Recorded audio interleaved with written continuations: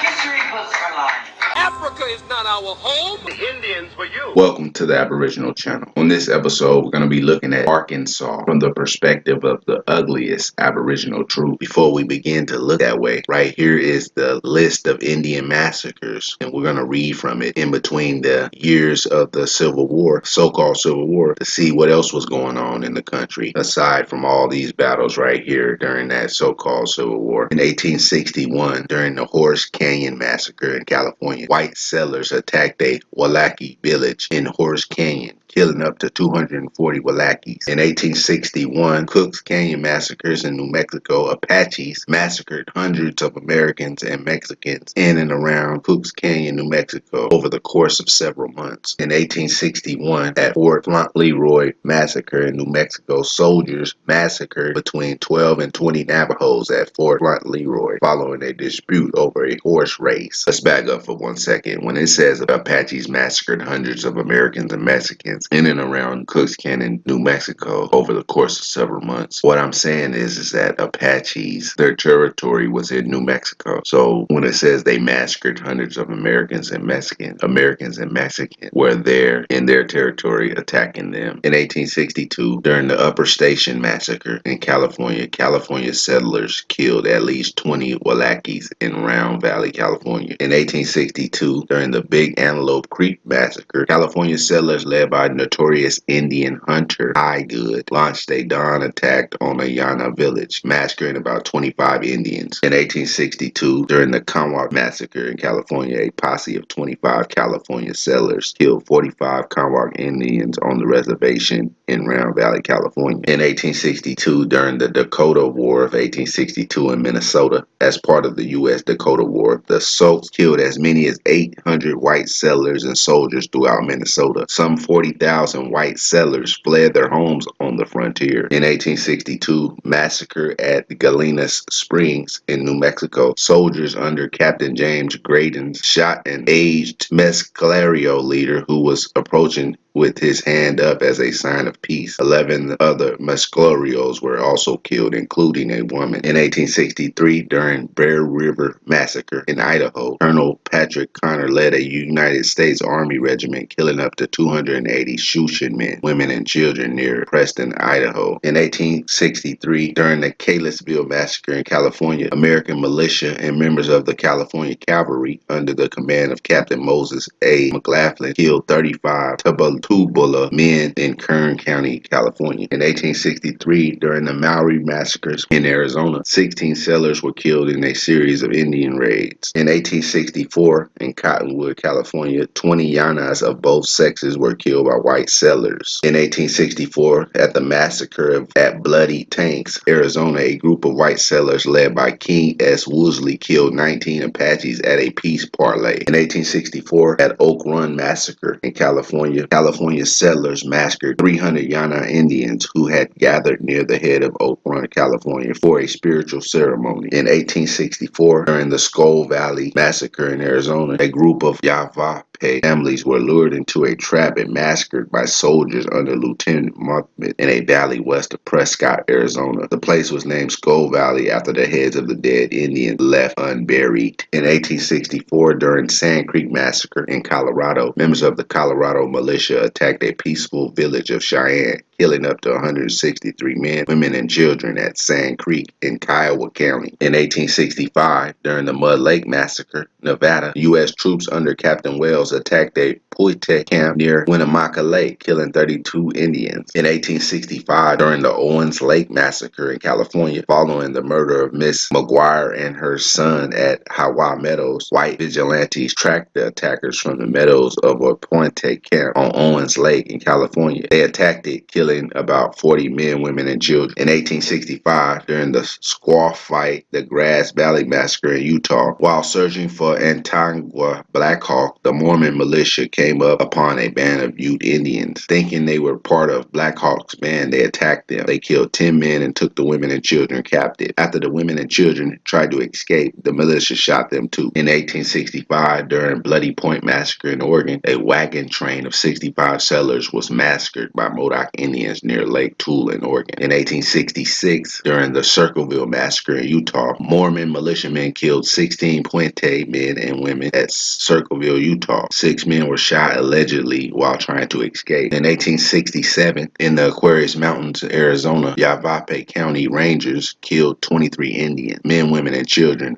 in the southern Aquarius Mountains in Arizona. Most of those massacres took place in Mexico, Arizona, California, and Oregon. However, these battles right here that we're looking at are directly connected to those. Remember what happened after all these battles. Before the 1887 advent of the Dawes Rolls, where they stole your identity, and after the slaughters and massacres of these battles, they passed a law or act called the Homestead Act, where they gave the land away, took the land, gave it away, and took your identity. But you do not have an Arkansas and you do not have a Louisiana, which would mean what? That the Indians heard the white folks coming and just left? No. Before I go into Arkansas, I think it's important to point out this massacre right here in Jamestown in 1622 in Virginia. It says Powhatan or the Pamunkey killed 347 English settlers throughout the Virginia colony, almost 1/3 of the English population of Jamestown colony, in an effort to push the English out of Virginia. They destroyed the crops and livestock,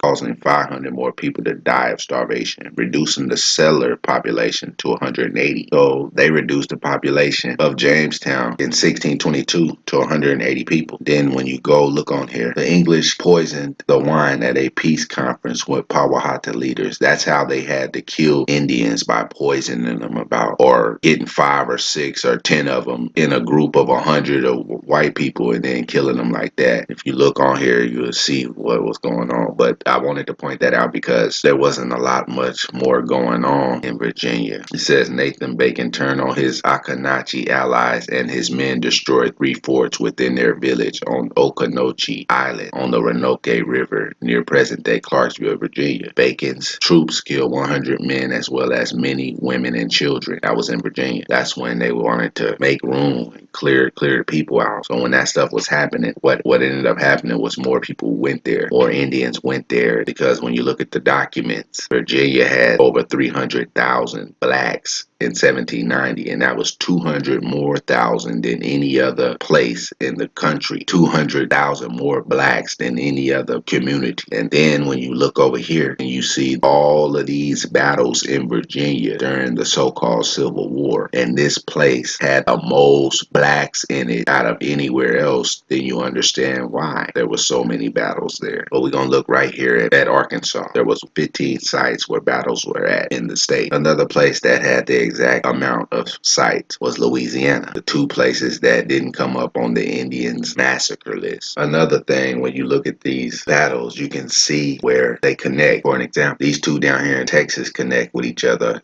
but they stand alone. Those were the Attakapas from Louisiana. This here is the Caddo, where they had the Caddo Agency right down here. Well, those are connected to these 3 right up here. Those were also Caddo in Arkansas. These over here in the northwestern part of Arkansas are connected to the ones in Oklahoma. As you can see, they basically ride right up against each other. Then in the central part of Arkansas, that's a tribe called Taupo. And I looked up some of the counties in these areas, and when you look at the history of the county seat, the town of that county, the history goes back pretty much to where these tribes lay within these areas. Down here in the very southeast corner of the state, were the Tunica, which were connected to the northeastern tip of Louisiana, Tunica tribe. So these battles will show you. You go over here in Mississippi, this was Choctaw, and then this down here is Choctaw, and then this right here was Choctaw and Creek. Up here you have Chickasaws. All this is Chickasaws fighting. Go over here, it's like Shawnee. You go over some more, it's Cherokee, so on and so forth. One clear-cut fact about Arkansas is that out of all these counties, like 75 or 80 counties, there's only 6 that so-called black population are the majority. Those 6 are along the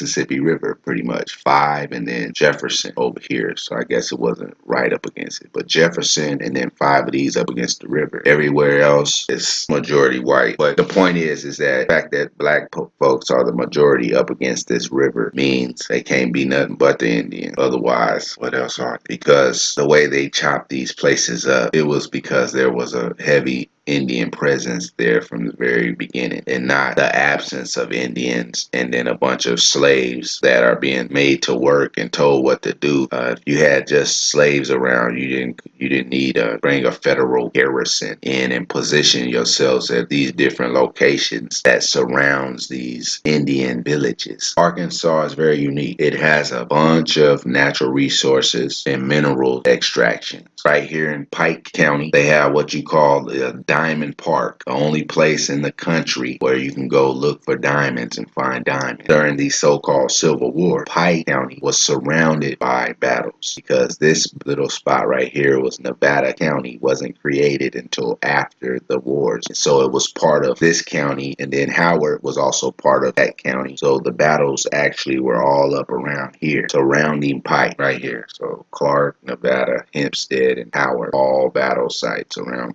Pike. We move over to Pulaski County. Gold was found there at the Julius Kellogg site. Notice the way Pulaski County is shaped, with this sort of going off to the left. Now, if you look at the battle site, this county right here that looks a little weird, that's Pulaski County. It had a battle site in it where they found the gold. Next, they found gold in Garland County, in between battles sites. Garland County is right here. There was battles in Clark, and over here in Pulaski, Garland was also full of gold. At the old Spanish diggings in Garland County. Right here in Sevier County was found gold at the Otto Mine, Sevier County, right there up against Howard, which was part of Hempstead in Nevada, which had battles in it. So we found diamonds in Pike, gold in Sevier, Garland, and Pulaski. Right here up against these battle sites is Union County right here. And in it sits the town of El Dorado. It is the county seat of Union County. It is the headquarters of Arkansas Oil and Gas Commission, Murphy Oil, Murphy USA, Deltic Timber, and Delix U.S. Oil Refinery. The city was the heart of the 1920s oil boom in the area. Then when you go down to the history of El Dorado, it says in 1919, Frank Livingston, a black World War I veteran accused of murder with scant evidence, was burned alive by a mob in El Dorado in 1919. Burned alive. Scant evidence. That means they didn't have no evidence. Burn them alive was to basically make the other blacks in the area run off so they wouldn't have any issues getting that oil off the ground. Now that we've looked at some of the natural resources in the rich area of Arkansas, we'll look at now some of the Indian sites, starting with Phillips County, right up against the Mississippi River, where the battles of the so-called Civil War took place. In that county, you have what is called the mounds at Helena Crossing, right there in Phillips County. It should be noted that Phillips County is 63% black. Next up is Cross County, right next to Crittenden. It was created in 1862. And in it, you have the parking site where there are Indian mounds. Next is Lanoke, which is in between all these battle sites right here. Lanoke County is the site of those Totec mounds, the 18 mound complex. Next up is Greene County, right here at the northeastern corner. Sitting below this battle site of Clay County, Greene County is the site of the Sloan Indian Mound site. In between the sites at Cross County and Greene County are 2 sites in the county of Mississippi right here, which are named the Nodina site and the Ecker site. Lots of Indian mounds. Right here in Arkansas County, where numerous battles occurred throughout the Civil War years,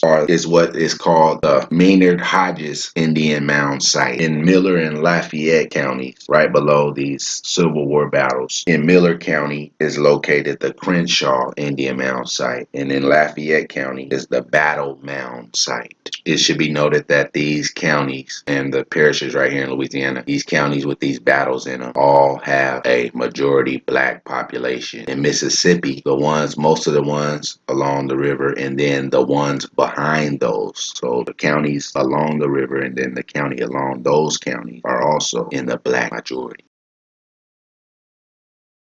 Through the history books, which has all been a lie. So therefore, if it's a lie, then what's the truth? If it's a lie, then what's the